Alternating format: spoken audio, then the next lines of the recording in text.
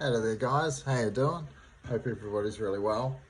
Um, I struggle with trying to imagine what people watching my YouTube channel want to know about other than like technical jiu-jitsu stuff. So, excuse me.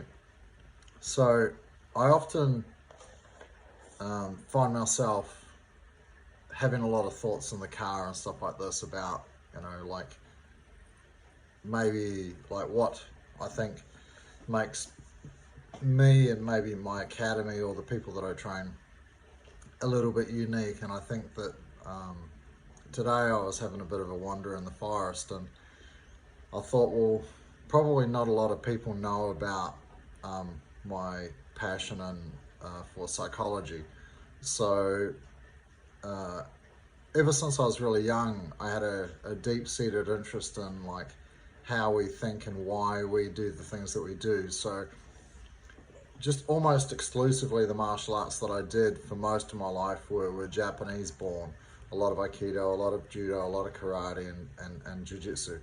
So even Brazilian Jiu-Jitsu I consider of Japanese origin, right? So anyway, so when I was very young I had access to a lot of books in a library at the Seido Karate Academy, dojo rather, in Timaru. They had a massive library there. And when I joined when I was maybe 10, I asked, I'm like, well, how many books can I borrow? And they're like, well, as many as you want. So I was like, okay. And I would literally fill up my backpack with books. You had to like kind of sign in for them, and I'd take them home and read them all. And in Japanese culture, like samurai culture and all this stuff, like there is, and if you've watched um, The Last Samurai, which is one of my favorite movies, you see it, you really get a good in-depth look into the culture. And so there's this balance between being able to injure people and being able to fix people. So obviously being a martial artist most of my life, and then as a personal trainer and someone who's really interested in fixing the human body, then that kind of works together too. But also there's another interest where they have a look at mind, body and spirit. So I was always really interested with the way that the Japanese martial arts books and the poetry and tattooing and all this was all kind of integrated. And so I was thinking about all these kind of mystical things as a young kid, probably a lot earlier than many would. So also coming from a dysfunctional family, it made me think about like who I am and why do my parents act this way and other kids are like this. And I don't know, I was just very interested in how human beings interacted. So it's been a lifelong interest of mine, and I was seriously considering studying psychology and becoming a psychologist, especially after my working with a sports psychologist when I was training for world championships and things like that. But it's something I've kept up. I'm very big on leadership, and I'm fascinated with the human mind. And so when it comes to training the kids especially, I'm very, very fussy on the way that we communicate with children. I don't like telling them off and saying no, like this is wrong. What I would much rather do, for example, is if I can see a kid is doing a movement wrong, maybe their hand position's incorrect, I won't go, hey, that's wrong, do it this way. I go, hey, that's awesome. Do you want to see a way that works better, or do you want to see like a cooler way or something that's, you know, that's awesome, but like, do you want to see a cooler way? And then the kids are like open to it, right? Because you've complimented them, you've like gone, hey, that's cool. So their brain's open, and then when you introduce the new idea, there's no blockages in the way. There's nothing stopping the information getting to them. If I say to a kid, and especially like young kids, under 10 or even under 8, if you say no to them, like they kind of, you can just see their face glaze over, and they put up a barrier and they feel bad or ashamed or embarrassed and stuff like that. And so it doesn't matter what you say after that, like it's just going to kind of bounce off that because they're kind of inside themselves a lot. Not always, but a lot. And so I take a very psychological approach, I guess, to training kids and even training young adolescents and even adults. Like a lot of my adult students, nobody's perfectly mentally healthy. Nobody like has it together. Everybody's struggling. And I think because I'm very open about the battles that I've been through with the major injuries I've had, and trying to deal with my past as a child and things like that, because I'm very open about it, I think that it kind of precludes me to receiving that information from other people, because they don't feel that it's all one-sided. Like, I've revealed myself first and they know a bit about it. And so a lot of my students will come up at various times and tell me about struggles that they're having, whether they're mental or physical, and you know, I'll give my guidance. So I take training, especially kids, very, very seriously. I want to make it fun, and it's not serious. Inside me, and the way that it's structured and the way it's geared to developing the children, yes, I take that very seriously. I know that most academies just see kids as a dollar sign, you know, like there's, especially suburban. I mean, when I had my academy in the city in Melbourne, like we had 0 kids, we had none, because it was the CBD, it was all adults.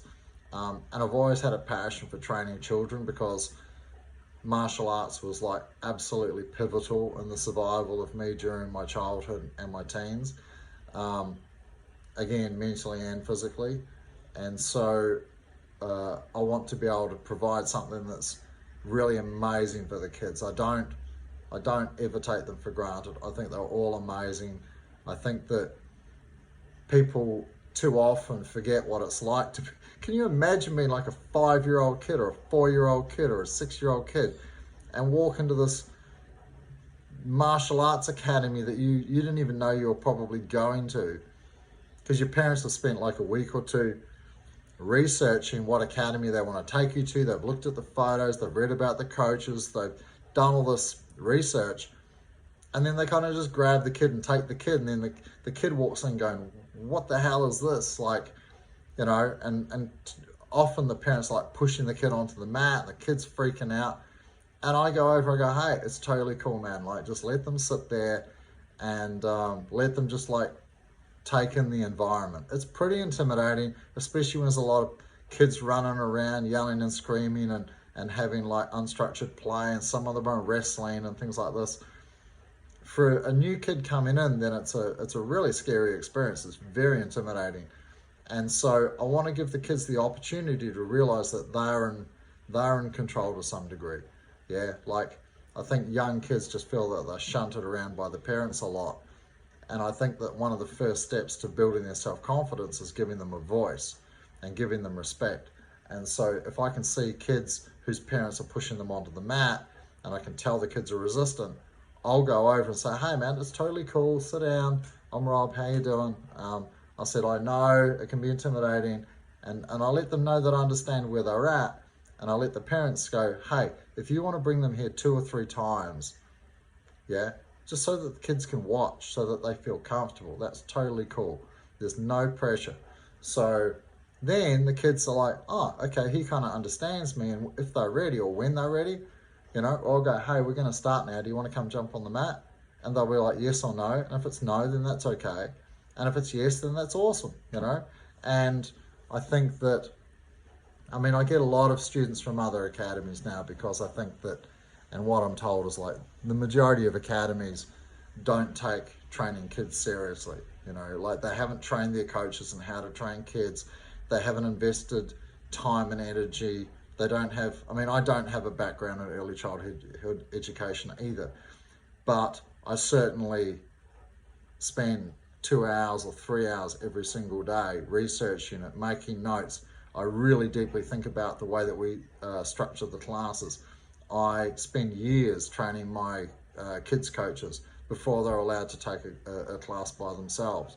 I'll spend months and months and months getting them to run the warm-up, and then critiquing them on their control of the kids, or their voice tone, or even like where they're speaking and how they're speaking, and whether they're doing it from their chest or their throat or their diaphragm in terms of the projection of their voice. Are they too passive? Do they ask the kids what to do? You know, like that's not what we want. We want sometimes, but for the most part, kids want to be led and they want to have a confident leader. So it's like, hey, we're going to do this. Let's go, right? As opposed to like, hey, who wants to do this thing? And all the kids are like sitting around going, I don't know, I'd rather go eat ice cream or go home or something. But like, this is pretty fun, but like, just tell us what to do, lead us. We feel insecure, like we want to follow you.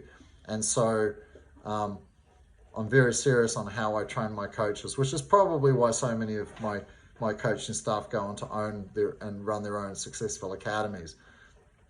Because whether it's kids or adults, like I take them equally as seriously. I'm probably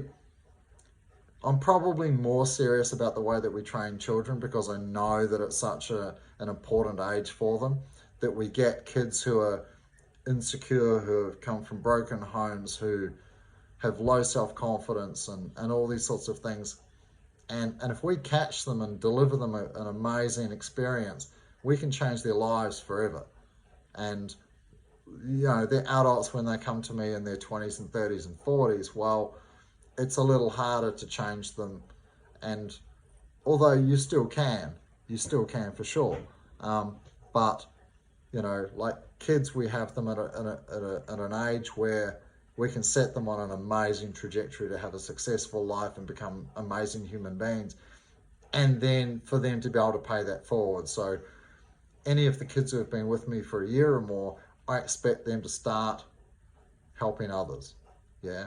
And the ones that show particular strength or particular desire to like help others, particularly empathic, then I ask them like, hey, you enjoy helping others. Would you like to become a junior leader?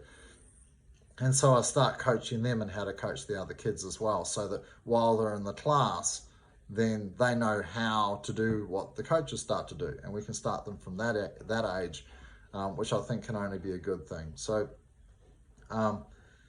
yeah, that's a little bit of a background and like an aspect of me that maybe you don't get to hear much about, but it's something that I mean, my original goal was to set up a big jiu-jitsu academy in Melbourne and get it self-sustaining and then go study sports psychology, but it didn't turn out that way. And it turns out I'm not very good at sitting down for very long periods of time to study. So I do all my study online, and I make a lot of notes, and I read a lot of books, and I listen to a lot of audio books every single day from lots and lots of different sources about how we think, why we make the decisions we do, how we learn, how do we help other people learn as easily as possible, to be self-aware and realize that the filter that we're providing our information through is through our filter as well.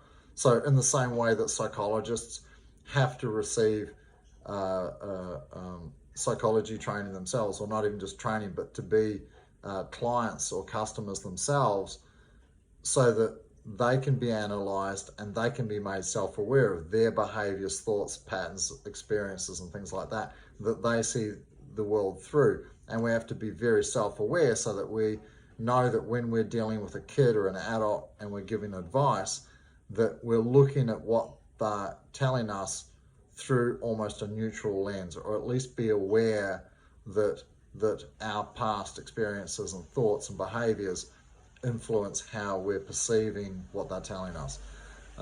So there's a lot to it. It's very, very interesting. It's very, very interesting. And I think it's worth looking into.